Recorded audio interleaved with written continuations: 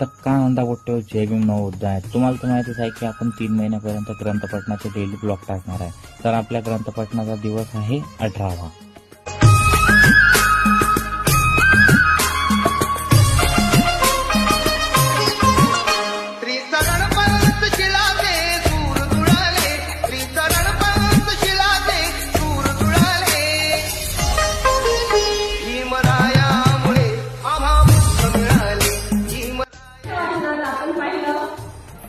भगवान बुद्ध आणि त्यांचा विषय दैव. आज वाचणार आहोत.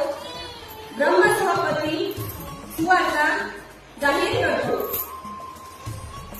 भगवान बुद्धांनी आपला उपदेश जनतेला देण्यासाठी त्यांना प्रवृत्त करण्यात आपण यश मिळवले.